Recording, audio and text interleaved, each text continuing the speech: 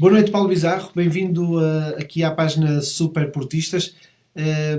Vamos começar esta nossa conversa perguntando-te quem é o Paulo Bizarro, para aquelas pessoas que ainda não te conhecem, que são poucas, digo já, pelo menos no mundo portista, não é? E como é que nasceu a tua paixão pelo Futebol Clube do Porto? Olá, Bruno.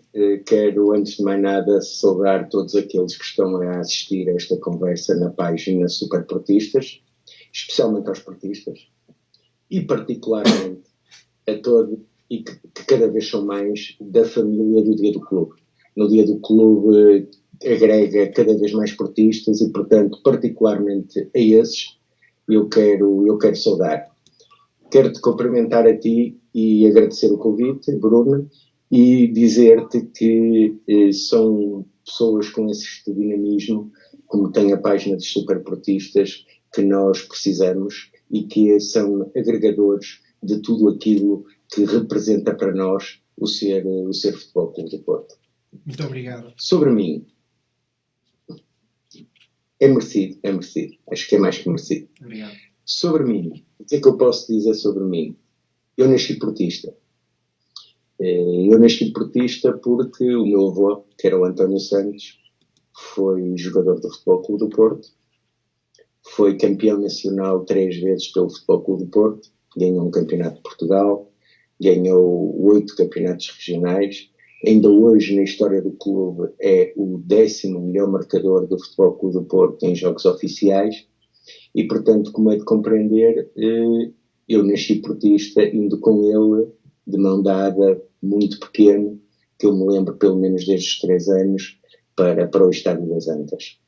Já, além disso, ainda tenho uma família mais ligada ao Futebol Clube do Porto, porque ambos os meus bisavós jogaram no Futebol Clube do Porto também. Uhum. O Camilo Muniz, quando faleceu, era sócio número 2 do Futebol Clube do Porto, chegou a ser vice-presidente do Futebol Clube do Porto, a ser presidente da Associação Futebol do Porto, jogou também no Futebol Clube do Porto, esteve nas disputas do, digamos, primeiro campeonato de Portugal, se puder considerar assim, que era a Taça José Monteiro da Costa, que foi jogada em 5 anos, 5 épocas consecutivas, que eram com clubes do Norte e do Centro, e só a primeira equipa que ganhasse 3 seguidas ou 5 alternadas, é que ganhava a taça definitivamente. E o Futebol Clube do Porto, nas 6 edições, foram 6 edições, ganhou 5, porque pelo meio perdeu uma para a Académica. Portanto, só ao fim de 6 anos de disputar o troféu, é que esse troféu deu entrada no Museu do Futebol Clube do Porto, que foi a taça José Monteiro da Costa. E eu estou a contar esta história da taça porque isto liga com o meu outro bisavô, que era o Ernesto Santos, que embora não fosse um jogador da equipa de primeiras categorias do Futebol Clube do Porto, jogava nas terceiras categorias, e ele sim foi uma das pessoas que esteve envolvida na primeira taça que efetivamente entrou nas instalações do Futebol Clube do Porto, que foi a Taça União Norte, que era uma taça disputada por reservas de equipas do Norte, e em que o Futebol Clube do Porto ganhou essa taça. Portanto, essa taça, apesar de já antes o Porto ter conquistado a taça Monteiro da Costa, não a tinha em seu poder. Portanto, a taça União Norte acabou por ser a primeira taça a entrar no Futebol Clube do Porto, e o meu bisavô, Ernesto Santos, estava nessa equipa que era de terceiras categorias do Futebol Clube do Porto. Portanto, como vês, eu tenho todo um passado ligado ao Futebol Clube do Porto. Logo, eu só poderia estar ligado a isto. Depois, Sim. Da minha parte, tenho toda uma ligação ao Futebol Clube do Porto em várias vertentes. Estou na organização do Dia do Clube, não desde a origem, daqui a um bocado provavelmente vamos falar um bocadinho sobre o Dia do Clube e aí eu explico melhor isso, mas estou na organização do Dia do Clube. Tenho depois o canal do YouTube, que é Os Filhos do Dragão, onde o que nós procuramos fazer é uma reposição em vídeo de toda a história do clube e de tudo aquilo que nós vamos conseguindo encontrar. Nesse projeto está em parceria comigo o Pedro Cardona, a quem eu também gostaria publicamente de agradecer toda a colaboração que dá, porque sem ele seria impossível o canal ter a qualidade que tem e ter a atualização diária que tem. Depois tenho, neste caso, um blog que é também Os Filhos do Dragão, que é um blog essencialmente sobre a história do clube e onde fala sobre os jogadores individualmente e sobre toda a história do clube. Portanto, acabo por estar ligado a tanta coisa que às vezes até eu próprio me perco um bocado naquilo que estou ligado relativamente ao Futebol Clube do Porto. Ocupa-me efetivamente os meus tempos livres todos, basicamente é isso. O dia do clube é aquele que te tornou mais conhecido no mundo portista, não é? Que te deu mais visibilidade. O que é que as pessoas, para aquelas pessoas que nunca assistiram ao dia do clube, eu sou uma delas, infelizmente, por motivos pessoais, mas o que é que as pessoas podem esperar do dia do clube se tiverem a oportunidade de ir lá? Olha, o dia do clube é uma história engraçada porque começa em 2012.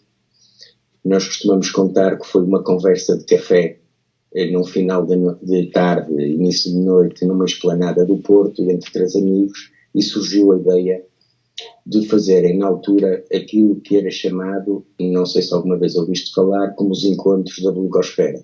Sim, lembro-me perfeitamente.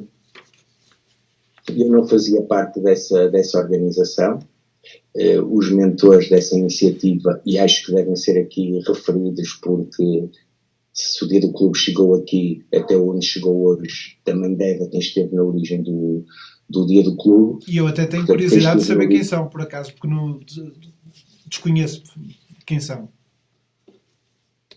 Então, quem esteve na origem dos encontros da blogosfera foi o José Correia, da Reflexão Portista, o Paulo Santos, do Viva ao Porto Carago, e que ainda hoje está na organização do Dia do Clube. Portanto, digamos que é o pai de tudo isto, porque está desde a origem e sem ele isto não existiria.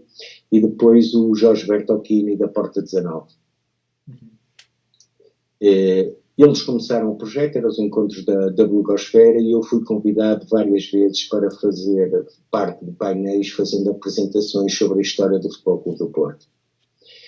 E quando chegou a preparação dos quintos encontros da blogosfera, fizeram-me o convite para entrar na organização. Obviamente que eu me senti super orgulhoso pelo convite, porque era um projeto no qual eu me revia completamente.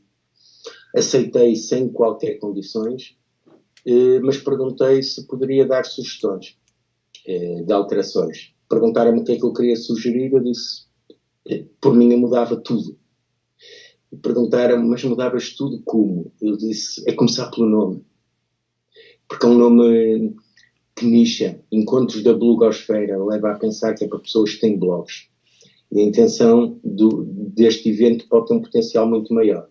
E efetivamente, nesse quinto, que já passou a ser Dia do Clube, fizemos a alteração do nome, já tivemos um crescimento acima de 100% em relação aos eventos anteriores, e a partir daí foi uma cavalgada brutal, todos os anos a crescer. O Dia do Clube, aquilo e a sua essência, é ser um dia de portistas para portistas, que obviamente não se restringe a um dia, tem uma atividade anual, mas que tem o seu grande dia, o Dia do Clube. E já agora eu também posso contar de onde é que surge a origem do Dia do Clube. Claro. Que acho que é interessante perceber o porquê do Dia do Clube. O Dia do Clube nasce porque nos anos 70 e ainda nos inícios de 80, os sócios do Futebol Clube do Porto assistiam aos jogos de campeonato de forma gratuita, bastava ter as cotas em dia.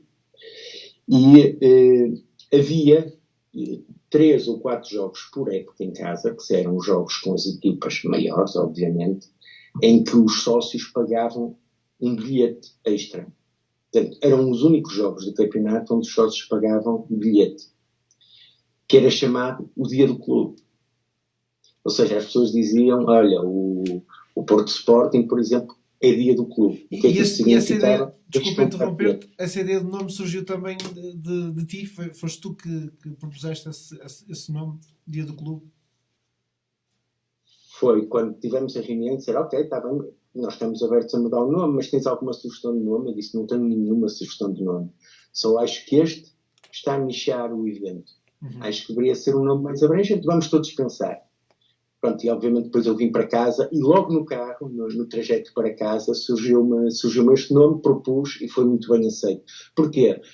Porque o dia do clube, naquele dia em que se pagava bilhete, era um dia especial para os sócios. Era um dia de jogo grande. Era um dia de um grande evento. Daí a origem dia do clube. É um dia que é feito para todos os portistas.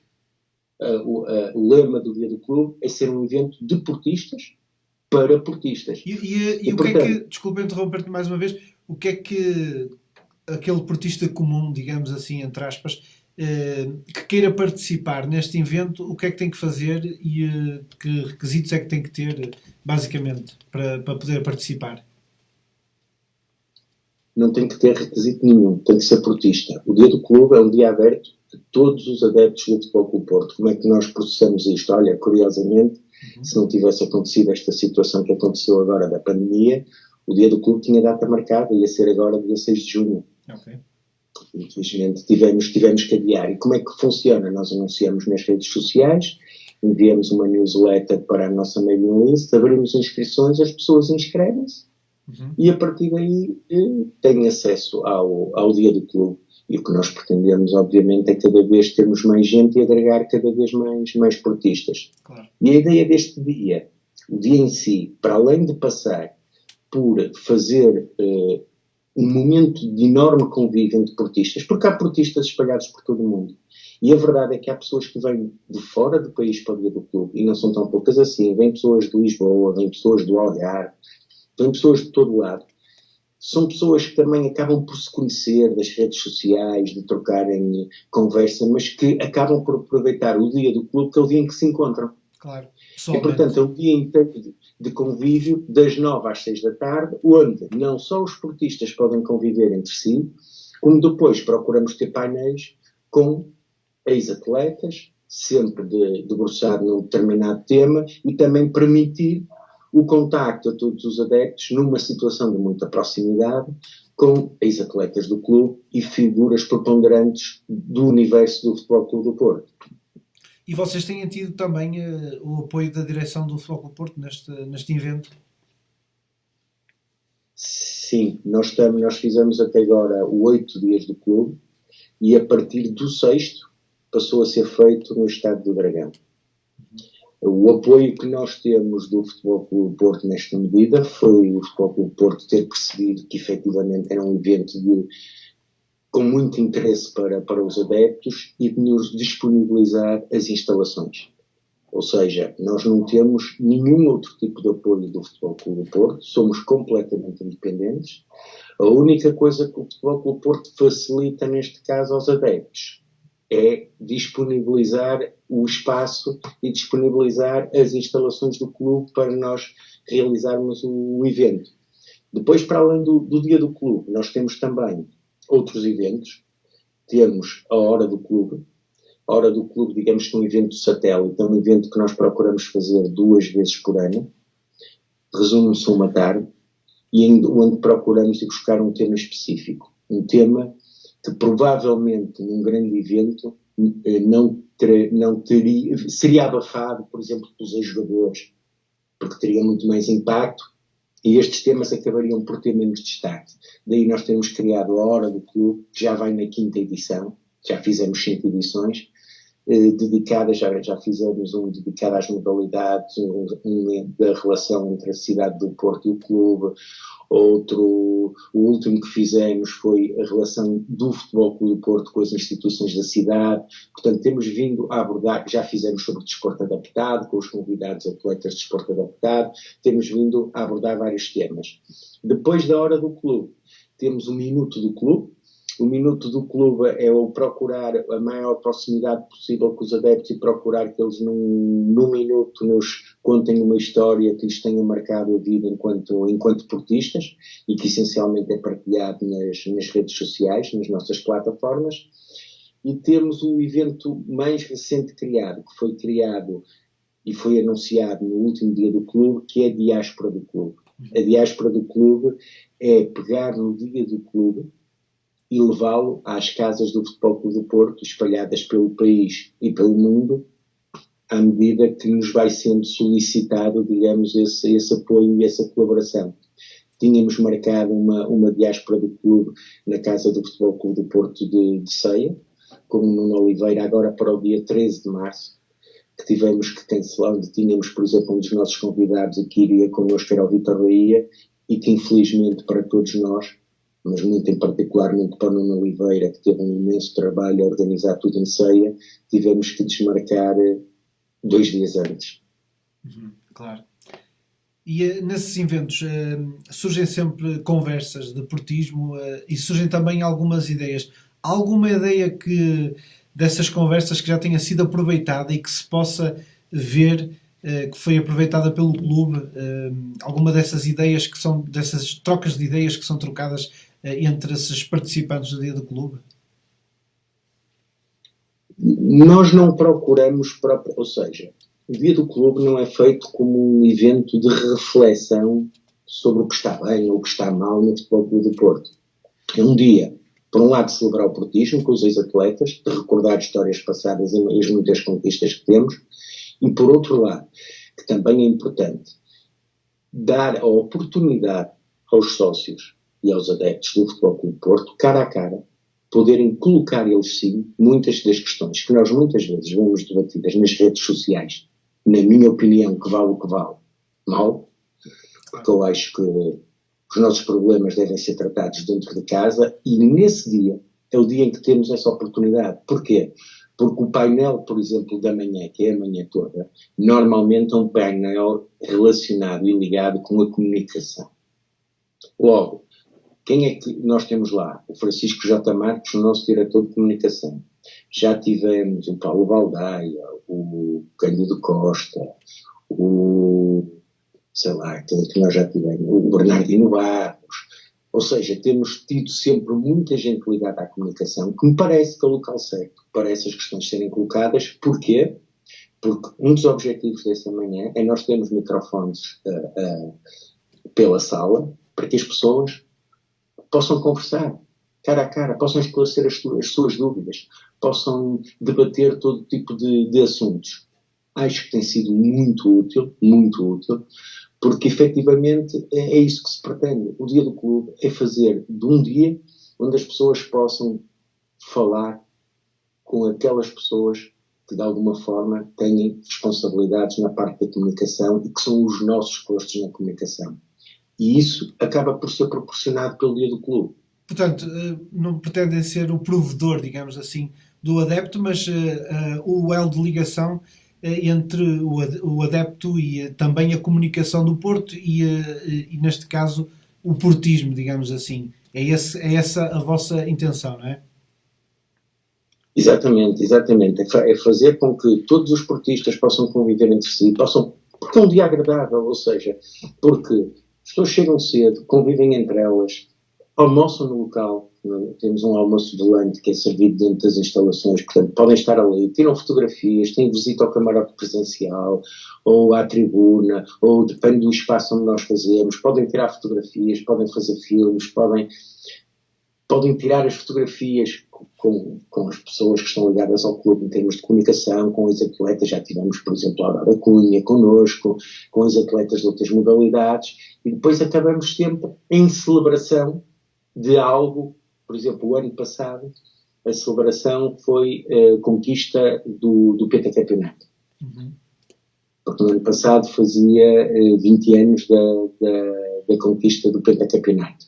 E, portanto, foi esse o tema. Este ano, para o dia 6 de junho, nós já tínhamos um tema. Eu não vou revelar qual é, porque ainda não perdemos a esperança de poder vir a fazer o dia do clube. Mas temos um tema.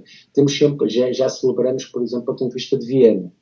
Já celebramos a conquista do campeonato de 77-78, quando o Porto não era campeão há 19 anos. Portanto, cada ano procuramos buscar um tema que faça alguma efeméride nesse ano e ter pessoas que estiveram nessas conquistas ali connosco, numa proximidade total, para que as pessoas possam ouvi-los falar e conversar de um para um, que acho que é uma coisa que, infelizmente, a maioria das pessoas acaba por não ter muitas oportunidades destas. Daí o Dia do Clube servir muito para isto. Ok, Paulo, proponho-te agora que passemos às perguntas das pessoas que nos foram seguindo ao longo da semana e que colocaram aqui no Facebook para ti. Vamos começar já com uma do teu amigo Pedro Cardona. Como é que tens tanto tempo? Isto até é uma coisa que já ao início já respondeste. Como é que tens tanto tempo e tanta disponibilidade para tantos projetos em simultâneo? Falo do Dia do Clube, o canal do YouTube e do blog Os Filhos do Dragão e ainda da colaboração e participação também no blog e no canal YouTube Malha Azul e Branca. Explica-nos como é possível desenvolver um trabalho fantástico e tão complexo ao mesmo tempo. É uma pergunta em forma de elogio aqui do Pedro Cardona. É uma pergunta que é desculpa. Em forma de elogio, digamos assim, não é? É uma pergunta em forma de elogio, mas que efetivamente, vinda de quem vem, eu só me posso rir. Porque se há alguém que sabe o que é que nos sai de nós mesmos para conseguir isso, esse alguém é o Pedro Cardona. Porque, como eu já disse no início, o Pedro Cardona tem colaborado de forma incansável no canal dos Filhos do Dragão. Porque, portanto, só com a nossa parceria é possível a existência do canal. E está a lançar agora um novo projeto, um projeto ambicioso, que é o canal do YouTube Malha Azul e Branca, da qual saiu ontem, quarta-feira, o primeiro vídeo, e, portanto, desde já convido todos a verem, porque vale a pena. Portanto, se alguém que eu me revejo em termos de dedicação ao clube, e que provavelmente é como eu, gasta todas as horas livres, e quem sofre é a família, a dedicar ao clube a ele. Portanto, só se consegue isto como? Com muita paixão, muito amor ao clube e pensando, ok, tenho um bocado livre, é para dedicar ao clube porque há coisas para fazer. Claro. E eu sou assim e tenho a certeza que o Pedro Cardona que está a fazer a pergunta é exatamente como eu. Muito bem, está respondido. Passamos a mais uma pergunta. Heleno Roseira, Dragão ou Antas? Qual dos dois se identifica mais com a mística portista, na tua opinião? Obrigado, Heleno, pela pergunta. Todos nós que vivemos o estado das Antas, eu comecei por dizer que eu lembro-me, desde que existir de frequentar o estado das Antas, porque eu posso dizer assim, eu sei que é o futebol desde os 3 anos, e portanto lembro-me desde a minha existência, enquanto gente do estado das Antas, eu percebo esta questão da nostalgia do estado das Antas. Eu não vou dizer que eu não tenho nostalgia no estado das Antas, mas eu pergunto ao Heleno, a pergunta que ele me coloca, eu inverto desta forma, que é perguntar-lhe assim, se nós estivéssemos no estádio das Antas ainda hoje, o que é que nós dizíamos? Era impensável. Façam este exercício. Por muita nostalgia, por muito que a gente gostasse do estado das Antas, e acho que isso é inegável, eu só faço esta pergunta. Se nós em 2020 nos mantivéssemos no estádio das Antas, qual era a opinião dos sócios adeptos do Futebol Clube do Porto? Não era possível. Portanto, como tudo, o clube vai evoluindo. Porque nós estamos a falar da questão da passagem do estádio das Antas para o estádio do Dragão, mas provavelmente noutras gerações houve esta questão com a passagem da Constituição para o estádio das Antas. Claro. Exatamente da mesma forma. Uhum. E, portanto, o estádio do Dragão faz parte do presente e do futuro do Futebol Clube do Porto. As memórias do estádio das Antas, felizmente, com tantas conquistas, ninguém nos vai tirar. Mas, ó Heleno, eu faço-te esta pergunta. Se ainda hoje estivéssemos no estádio das Antas, o que é que tu dirias? Claro. É isto e a todos os portistas que eu vejo muitas vezes nas redes sociais, com o estádio das Antas é que era. Teve o seu tempo, serviu o clube de uma forma perfeita, deixou-nos soldado, o que é bom, mas hoje é impensável. Portanto, o estádio das Antas, nós temos um estádio, sem dúvida, mais bonito do país. O estádio do Dragão. Claro. Muito bem, passamos então mais uma pergunta. Heitor Ramos, quando somos roubados pelos árbitros ou pelo VAR, o que pode ser feito para, além dos tímidos protestos habituais? Não sei se tens alguma opinião sobre isto. Tenho. Há coisas que não se podem dizer, como é óbvio. Claro. Mas a opinião que eu tenho sobre isto, e não me estendendo muito na resposta, eu costumo dizer que isto faz parte àquilo que eu chamo a associação de calabotes, igrejas e afins. Capelas, todos esses que nós sabemos. E o que é que se passa aqui? A questão do VAR não é uma questão isolada. É a questão do VAR, é a questão dos árbitros, é a questão de todo o sistema. Falando especificamente da arbitragem, se isto pode mudar, pode. Não pode, tem que mudar. Mas não vai mudar de hoje para amanhã. Porque demorou anos, com a Fundação Benfica e os apoios à formação dos árbitros e por aí fora, a construir este quadro de árbitros e de VARs e de observadores e por aí fora. E vai demorar outros tantos anos para que esses lugares sejam ocupados por novas pessoas. E isto tudo só vai acabar quando essa substituição naturalmente for feita. Portanto, infelizmente, o VAR, e como todos sabemos, e não vale a pena estar a entrar em pormenores, não veio melhorar nada, veio criar muito mais polémica. Na minha opinião, até veio tirar alguma beleza ao espetáculo. Mas as pessoas são as mesmas e fazem parte do mesmo núcleo, estão no mesmo sistema. Portanto, isto não vai mudar para o ano, nem daqui a 2 anos, provavelmente nem daqui a 5. Vai levar tempo e só temos uma forma: é continuarmos cada vez a ser melhores que os nossos adversários, porque só sendo muito melhores é que nós conseguimos conquistar alguma coisa. Mais uma pergunta, João Marques Laranjo. Ao meu amigo Paulo Bizarro, gostava de lhe colocar 2 perguntas. O dia do clube é para continuar com a mesma paixão que já nos habituou. Estamos à porta de mais um ato eleitoral. O Futebol Clube do Porto irá sair mais fortalecido após estas eleições. Obrigado e um forte abraço, tripeiro. Obrigado, João Laranjo, pelas questões. A primeira é muito fácil de responder relativamente ao dia do clube. Obviamente que o Até dia já do foi clube, respondida, não é? Aqui. Basicamente já estava marcado mais um dia do clube, não é? Que infelizmente está adiado, não é? Sim, o dia do clube estava marcado, eu estou a dizer agora isto, a data não tinha sido oficialmente lançada, mas ia ser curiosamente no dia 6 de junho, onde hoje vamos ter, dia 6 de junho, e 7 as eleições do Futebol Clube do Porto. Exato. Portanto, esta pandemia nos trocar as voltas a tudo. Claro que o dia do clube vai continuar. O dia do clube é um projeto imparável. É um projeto de uma equipa em que muitas pessoas vão colaborando, porque nós precisamos de toda a gente para pôr em pé um projeto desta envergadura, mas o que não nos falta é entusiasmo e força para continuarmos. Relativamente à outra questão que era... em relação ao ato eleitoral, se o Futebol Porto vai sair mais fortalecido deste ato eleitoral?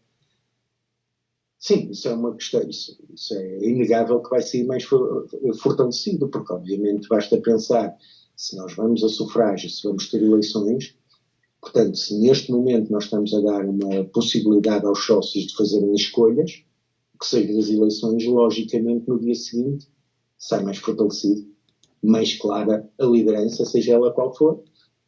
Neste momento temos um mandato que já ultrapassou os 4 anos, portanto, é uma renovação de um mandato, ou seja, o que vier a seguir e quem vencer as eleições, logicamente, o Futebol Clube do Porto sai mais reforçado, porque expressa a vontade dos sócios recentes, de agora, do momento. Uhum. Mais uma questão, Monteiro Carlos. Caro Paulo Bizarro, obrigado pela oportunidade. Gostaria de saber a tua opinião, se concordarias com uma entrevista entre os 3 candidatos à presidência do nosso clube, onde pudessem apresentar as suas ideias para o futuro do Futebol Clube do Porto ao imenso mar azul. Saudações azuis e brancas. Nós aqui já tivemos aqui a oportunidade de estar neste espaço, precisamente 2 dos candidatos à presidência. Como é óbvio, o Presidente Pinto da Costa dificilmente teremos aqui, como é óbvio, sabemos como é a política do Futebol Clube do Porto, embora já enderecemos esse convite ao Presidente Pinto da Costa. De qualquer das formas, falámos aqui também com José Fernando Rio acerca de uma possibilidade de existir esse espaço para cada um no Porto Canal. O José Fernando Rio acredita que isso vai ser possível. Também qual é a tua opinião já agora sobre isso? Eu eu mais uma vez tenho que vos dar os parabéns pelo excelente trabalho que têm feito. Eu assisti, quer à entrevista na semana passada do José Fernando Rio, quer há 2 semanas do Nuno Lobo. Eu acho que todo o debate é sempre bem-vindo, porque é uma forma de esclarecer os sócios do Futebol Clube do Porto. O que eu gostaria de ver no cenário ideal, logicamente, seria não só um debate no Porto Canal, mas como um debate também na SIC, TVI e RTP. Isso seria aquilo que me pareceria que seria o mínimo exigível numa altura em que vamos entrar em campanha eleitoral para as eleições do Futebol Clube do Porto.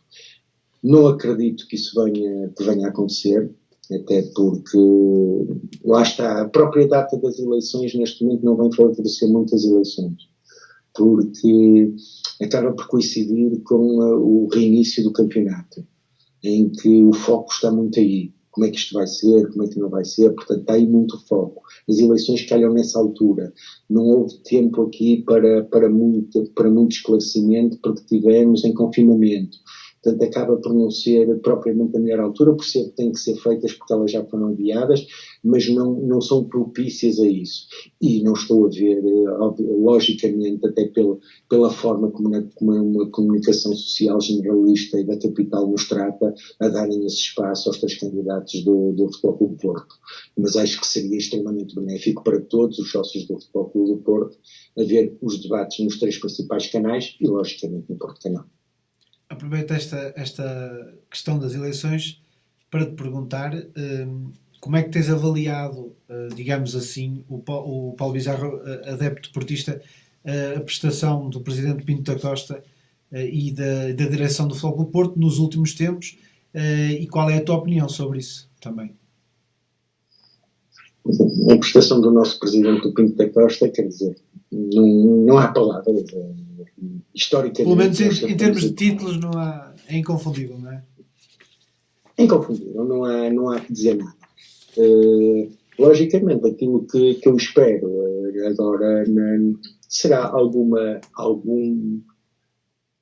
eu não diria alteração em termos de pessoas, mas provavelmente seria importante nesta fase haver aqui a possibilidade de se reforçar ainda mais a equipa que gera o Futebol Clube do Porto. Nós sabemos, não estou a falar em termos de administrações, de SADs, de vice-presidentes, mas provavelmente nós precisamos de mais gente dentro do clube, mais gente competente para conseguirmos responder a todas as solicitações que uma instituição como o Futebol Clube do Porto e com os milhões de adeptos que tem, requerem.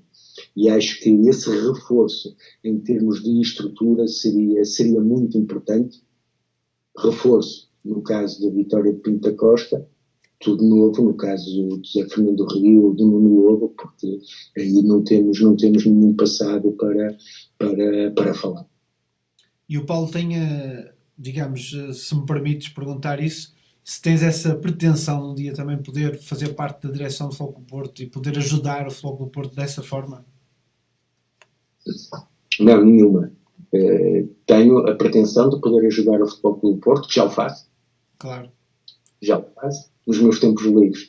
Se um dia eu pudesse fazer com muito mais tempo, obviamente que isso seria um sonho. Agora, não a nível de... Eu acho que nós devemos perceber, porque cada um de nós tem as suas capacidades e tem os seus interesses. O meu interesse está vocacionado para uma gestão de um clube como o Futebol Clube do Porto. Temos, felizmente, aí muita gente com essa capacidade. Agora, que me parece que poderia ser muito útil em muitas outras coisas dentro do Futebol Clube do Porto e que o faço neste momento de uma forma por fora, ajudando em tudo que posso, com todo o meu amor, mas logicamente se tivesse todo o tempo para dedicar a isso, faria muito melhor e muito mais, não é? Claro. A esse nível, eu vejo colaborar com o Futebol Clube do Porto como já colaboro, mas só e apenas a esse nível, nada mais do que isso. Muito bem, seguimos então para mais uma questão. Mário Vieira, qual foi a tua maior tristeza? Voltamos aqui ao Estado das Antas. No Estado das Antas, com exceção da morte do Pavão. Sim, obrigado Mário Vieira pela questão. Logicamente, Antecipando-se à minha resposta, que logicamente, apesar da idade, eu era muito novo, estava nesse jogo, e chocou-me, mas não indo e fugindo a isso, nós não temos muitos, felizmente, não só no Estado das Antas, como no Estado do Dragão, não temos grandes momentos de tristeza. Mas, particularmente no Estado das Antas, eu posso salientar dois que me recordo e que efetivamente me marcaram.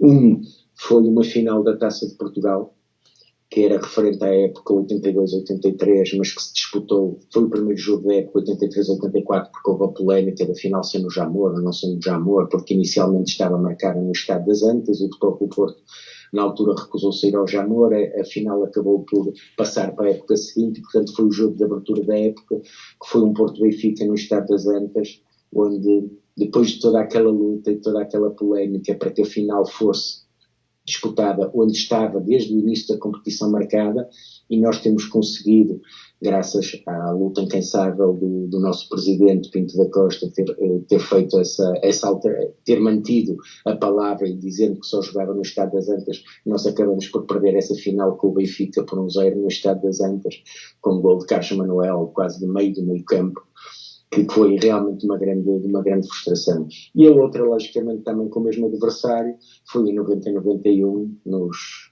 2 golos do César Brito, que nos tiraram no Campeonato Nacional quando perdemos por 2-0. São as duas grandes mágoas e tristezas que eu guardo do Estado das Antas em termos de jogos de futebol. Aproveitando aqui esta questão, pergunto-te qual é a melhor recordação, ao outro lado da medalha, qual é a melhor recordação que tens do Estado das Antas? Algum jogo que te marcasse em especial ou algum momento? Sim, quer dizer, o Estado das Antas lá está, tem toda Foi a tudo, história. não é? Praticamente tudo, não é? Tudo é marcante. Foi lá que eu assisti ao meu primeiro título, à primeira taça que eu, enquanto pessoa, vi o Porto ganhar, que foi a Taça de Portugal de 76-77, que afinal também foi no Estado das Antas, um Porto Braga, que o Porto ganhou 1-0 com gol de Gomes, portanto, foi o meu primeiro título. Logo a seguir veio o bicampeonato de José Maria Porto, que foi uma perfeita loucura. Já nos últimos tempos, a conquista do Penta, temos a conquista do Penta, temos tanta coisa, mas assim o último grande jogo, eu acho que é mais ou menos unânime, foi aquele Porto Lázio. Foi o que me veio à cabeça com também. Claro. Esse é, digamos, o último grande momento do Estado das Antas. Sim, senhor. Passamos então para mais uma questão. Hélder Rodrigues. Se pudesse escolher 3 jogadores vintage, quais selecionarias para incluir o atual plantel e porquê? Uma pergunta difícil, não é? Esta. 3 jogadores vintage. É uma pergunta difícil, Hélder, mas obrigado pela pergunta. Ora bem, para incluir eu não vou ver a coisa na perspectiva que o Hélder pergunta. O Hélder pergunta para incluir nesta equipa. Pois, porque é difícil, porque hoje em dia o futebol também é totalmente diferente, não é? Taticamente e tudo é difícil, se calhar, encontrar aqui jogadores que se enquadrem no estilo que o Fogo Porto joga agora neste momento, não é? Por exemplo. Claro, nós temos que perceber, e temos que perceber que o futebol mudou muito, não é? Mas mesmo assim nós temos que perceber que aqueles jogadores que nós agora vemos de outros tempos e dizemos, mas jogavam assim e tal, tinham categoria naquela altura, portanto provavelmente hoje com as novas metodologias de treino e tudo isso teriam a mesma categoria. Agora, eu neste plantel, Hélder, não incluo ninguém, nós temos o melhor plantel do mundo para conquistar o campeonato. Agora, para escolher 3 jogadores vintage para este plantel, vou escolher com o coração. Vou escolher o meu avô António Santos. Adoraria vê-lo jogar. Claro, como é óbvio. Nesta equipa. Vou escolher o Pinga. E vou escolher o Pinga porquê? Porque é um jogador que eu tenho uma imensa curiosidade por todos os relatos que a gente vê, e inclusivamente o meu avô, que foi colega de equipa dele, dizia que o Eusébio não lhe chegava aos calcanhares. E nós vemos um monte de relatos sobre isso. A verdade é que o Pinga está completamente esquecido na história do futebol português. Portanto, eu gostaria de ter Pinga nesta equipa para ver se realmente ele era o craque que diziam. E por fim, para não entrar aqui em questões muito polémicas, vou escolher o jogador que me deu o primeiro título, Fernando Gomes. Claro. Ficava bem neste ataque. Todos treinados por Sérgio Conceição. Sem dúvida, o Sérgio Conceição é o melhor treinador do mundo. Claro. Bom, muito bem. Vamos passar para mais uma pergunta.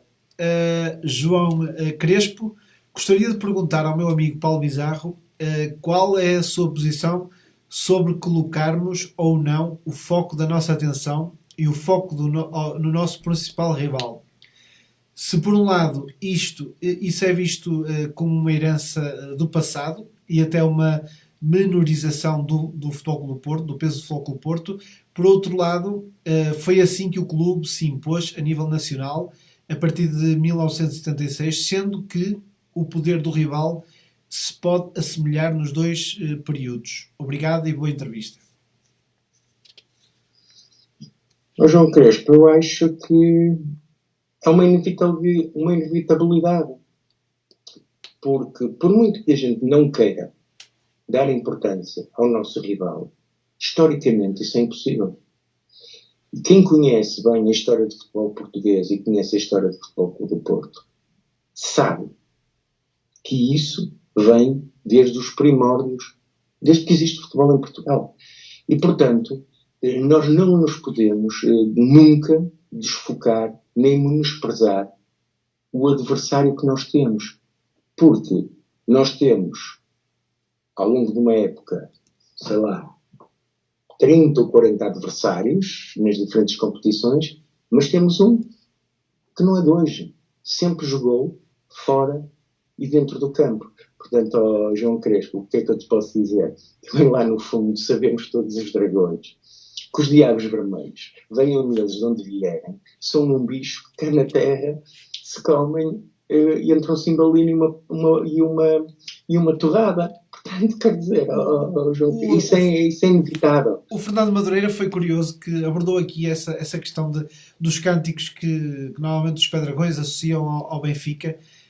E houve aqui uma pergunta nesse sentido, se não devíamos deixar esses cânticos, e o Fernando respondeu dizendo que muitas das vezes esses cânticos acontecem em alturas do jogo em que o Fogo Porto está a perder ou que está a ser injustamente roubado, digamos assim, e que esses surgem para que não nos esquecemos do adversário que temos e daquilo que tem acontecido, não é? Não sei se também concordas com essa opinião e também vem de encontro um pouco a esta questão. Eu concordo inteiramente e nós que vamos ao estádio vemos perfeitamente em que circunstâncias estes cânticos surgem. E não é por nós já temos um país inteiro a subir a apoiar. E nós não podemos também fazer o mesmo. Porque por muito que nos custe, é o nosso rival e que joga com armas diferentes das nossas. E, portanto, todo o nosso foco, porque nós somos os únicos que combatemos isso. Não temos nenhuma comunicação social aliada nesse combate que não é um combate contra eles. É um combate pela verdade desportiva. E, portanto, como não temos isso, resta-nos a nós, no Futebol Clube do Porto, aos adeptos do Futebol Clube do Porto e ao Porto Canal, que, aliás, se nós pensarmos bem, o Porto Canal é o único canal que podemos considerar generalista com sede fora da capital. Portanto, logicamente, se nós assobiarmos para o ar, então está tudo a assobiar para o ar. E isso é que nós não podemos permitir nunca que aconteça. Muito bem, vamos a mais uma pergunta do Carlos Martins.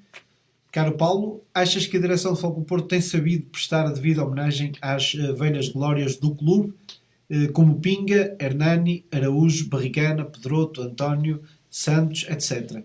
O que achas que poderia ser feito de modo a perpetuar a memória de todos esses grandes jogadores da história do clube? Olha, aí está uma questão que vem um bocadinho entroncar naquilo que eu falei há um bocadinho quando eu disse que era importante haver um reforço em termos de estrutura do Futebol Clube do Porto, porque efetivamente isso é uma lacuna que o clube tem. Não só o manter viva a chama e a imagem de grandes nomes que o clube teve e que poderiam e deveriam, na minha opinião, manter-se mais entre nós, porque era justo que assim fosse feito, mesmo de nós temos campeões europeus, campeões do mundo, campeões de pentacampeões, campeões, campeões com a dobradinha, temos de tudo, ex-atletas que efetivamente também poderiam muitas vezes estar mais presentes. E quando eu quero dizer isto, eu muitas vezes tenho esta imagem na minha cabeça, que é, nós vemos uma tribuna do Estádio do Dragão, em que muitas vezes vemos que há lugares vagos. Eu imagino que seria uma tribuna daquelas com 20 ou 30 ex-atletas do clube que pudessem lá estar. Aquilo mete medo, aquilo assusta os nossos adversários. Nós temos verdadeiros monstros do clube, na história do clube vivos, e que poderiam efetivamente ter uma participação muito mais ativa, muito mais próxima do clube. Muito bem. Mais uma pergunta. Hermenegildo Linhares. Depois da edição Porto de Penta, a fasquia ficou elevadíssima no dia do clube. Acha possível superar, talvez com João Pinto, Madger e Futre? Não sei se aqui, se calhar não podes revelar mais uma vez os convidados que tinha já para esta edição deste ano. O que é que nos podes dizer acerca disto? O João Pinto já esteve no dia do clube, quando foi a comemoração dos 30 anos de Viena. O Madger e o Futre, obviamente que sim, quem nos dera poder ter o Madger e o Futre, desde que faça sentido dentro do tema que nós possamos estar a comemorar, não descartamos essa possibilidade. Logicamente que o Madger será mais difícil, porque o Madger está longe e nós não temos verbas para fazer o Madger vir cá às nossas custas, mas sim, seria. Eu posso revelar aqui, por exemplo, no ano passado, uma das pessoas que se disponibilizou totalmente a vir, e até porque era um pentacampeão, foi o Aloísio, a vir do Brasil até cá, só que efetivamente não foi possível. Muito bem, Paulo, olhando agora para a atualidade e para o regresso do campeonato, que perspectiva tens para o que resta do campeonato, para o Fogo do Porto? O Fogo do Porto que vinha numa fase de crescendo, tinha recuperado a liderança e estava numa boa posição para ser campeão. Achas que o Fogo do Porto vai conseguir manter esta posição? Como é que vês também este cenário de pandemia, infelizmente, que temos na nossa sociedade atual? Qual é a tua opinião para o que resta do campeonato? Isto é um cenário completamente atípico e que nós há 2 meses diríamos que era impensável de acontecer. Eu acho que tudo o que aconteceu até agora não conta. Ou seja, isto é uma realidade completamente nova e não me alongando muito, é uma realidade completamente nova. Porquê? Porque isto é um mini campeonato jogado a 10 jornadas, é um mini campeonato onde os clubes vão ter que fazer jogos com muita proximidade, portanto eu acho que não vão existir aqui equipas tipo. Quando eu digo equipas tipo é a mesma equipa jogar ou quase sempre, não vai ser possível porque vai haver espaços curtos de jogos, portanto vai ter que haver uma grande rotatividade do plantel. E estamos a falar de 2 meses sem treinar. Isto nem na defesa acontece. Isto digamos que é um mini campeonato que sem pré-época, se assim podemos dizer, não é? Não houve pré-época praticamente para este recomeço, não é? Devia de haver uma pré-época para este recomeço. Sim, isto é um mini campeonato sem pré-época, é um tempo como nenhum jogador esteve nunca tanto tempo sem jogar, não sei por um motivo de lesão. Portanto, tudo o que nós vamos assistir a partir do dia 4 de junho, agora quando recomeçar, é novo para todos nós. Estádios vazios. Mas, quer dizer, este campeonato, na minha opinião, está completamente ferido de morte. Ou seja, porque este campeonato, isto não existe. Isto é outra coisa qualquer que nós lhe podemos chamar. Porque um campeonato que eu saiba, e quando me perguntam assim, então mas o campeonato devia parar, e nós deveríamos ser campeões, eu gostava muito, mas acho que não. Acho que não deveríamos ser campeões. Porquê? E isto vale para o que falta do campeonato. Acho que não, por uma razão muito simples, porque o campeonato, neste caso, são a 2 voltas, todos contra todos, e cada um a jogar no seu estádio, salvo se o seu campo estiver interdito. Só se disputaram 24 jornadas, penso eu que foi, 24 jornadas. Ok, se disputaram 24 jornadas, se não há condições para retomar em normalidade, ficamos por aqui. Há campeão, não há campeão. Anula-se a época, pode-se aproveitar a classificação para as competições europeias, mas não há campeão. Eu estou convencido que o Porto vai chegar ao fim destas 10 jornadas, apesar de muito do que nos vão meter pelo caminho, não vai ser tão pouco assim, temos que estar preparados. Eu acredito que nós podemos chegar ao fim do primeiro lugar. Mas eu vou continuar a dizer a mesma coisa, este campeonato não é a mesma coisa. Nós vamos ter 10 jornadas, onde clubes vão jogar sempre fora, portanto, nada disto faz sentido, isto é uma outra coisa qualquer. Chamem-lhe o que quiserem, mas ou seja, vamos supor, nós vamos jogar à Vila das Aves, mas se calhar não vamos, mas outros foram lá jogar porque o Aves podia jogar lá e agora vai jogar sei lá onde, ou o Rio Ave. Portanto, isto é outra coisa qualquer, não faz parte do campeonato que estamos habituados. Portanto, independentemente de eu, apesar do que é que eu quero neste momento, que ele retome, que chegue ao fim, e que o Porto chegue ao fim em primeiro. Se vai ter, na realidade, o verdadeiro sabor da conquista de um campeonato por tudo isto, eu acho que não. Vai ser sempre um campeonato que vai estar referido de morte. Porque é um campeonato que tem 2 fases distintas. Tem uma fase normal, daquilo que se está habituado e que são as regras do campeonato, e depois tem uma coisa arranjada assim em cima dos joelhos para concluir. Portanto, é muito complicado perceber como é que nós, mesmo ganhando isto, vamos encarar isto no final.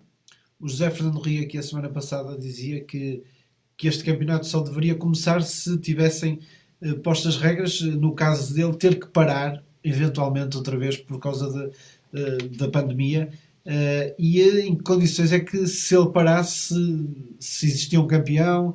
Achas que isso também deve estar definido, essas regras, logo ao início que comece este campeonato? Recomece, digamos assim. Sim, eu acho que tudo o que é para as coisas serem mais claras e mais transparentes é melhor para toda a gente.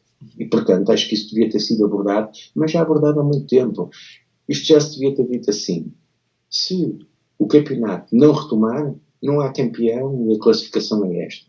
Se retomar, vai até onde for e se tiver que ser suspenso, é suspenso. E também dizerem-nos em que condições é que ele é suspenso. Porque é outra coisa que nós não sabemos. O que é que neste momento pode levar a um campeonato a ser suspenso? Há uma que é inquestionável. Tudo isto ter um retrocesso da pandemia e sermos todos obrigados a ir para dentro de casa e fecharmos em casa, obviamente tem que parar. Mas há muitos outros fatores que podem levar a que este campeonato, para algumas pessoas, tenha que parar. E, portanto, para que não haja estas suspeitas, a única forma de elas não existirem é serem clarificadas atempadamente. Coisa que ninguém o fez. Porque nós continuamos sem saber. Aliás, agora é que sabemos os estádios, não sabemos quem vai jogar onde e o quê. Portanto, é uma coisa, é o querer acabar à força. E eu percebo que seja importante para o futebol acabar. Mas que se faça com a máxima clareza possível. Paulo Bizarro. Que não está a acontecer. Paulo, obrigado por ter estado aqui. Não sei se queres deixar uma última mensagem aos adeptos que te seguiram e que deixaram estas mensagens para ti aqui na nossa página Superportistas, e agradecer-te desde já, uma vez mais, poder estar aqui connosco. Bruno, eu quero-te agradecer aqui mais uma vez o convite. Sinto-me muito honrado pelo convite. Desejar que vocês continuem a fazer o excelente trabalho que têm vindo a fazer, porque todos nós somos poucos para içar bem alto a bandeira do nosso clube. E como última mensagem é dizer a todos os adeptos do Futebol Clube do Porto que temos que estar todos cada vez mais unidos, todos cada vez mais cientes das dificuldades a todos os níveis. E todos estarmos imbuídos do mesmo. Nós sabemos, todos nós, e é este, na minha opinião, um dos grandes lemas do nosso Futebol Clube do Porto. O peso da derrota é enorme. mas nunca será maior do que a nossa vontade de vencer. E a nossa vontade de vencer vai nos levar sempre, sempre, sempre aos êxitos. Não será todos os anos, não serão todas as conquistas, mas esta vontade de vencer e a nossa união vai nos levar a muitas conquistas e temos um futuro pela frente risonho. E espero, vamos ver, estamos a viver uns tempos enormes de indefinição, mas espero a todos que estão a assistir e que fazem parte da família do Dia do Clube, que cada vez é maior, que possamos em breve reunir-nos todos. Quem sabe, este ano no Dia do Clube ainda, porque a verdade é que o Dia do Clube, como todos sabem, normalmente é 15 dias após o fecho da época. Este ano ainda nem sabemos ao certo quando fecha a época, portanto sabemos lá nós se de uma forma rápida ainda não poderemos vir a ter o Dia do Clube de volta este ano. A nossa vontade em termos de organização é imensa nesse sentido, e podermos voltar todos a encontrar e a celebrar o portismo, que é esse o espírito do Dia do Clube, é aquilo que nós mais desejamos na organização do Dia do Clube. Ok, obrigado então.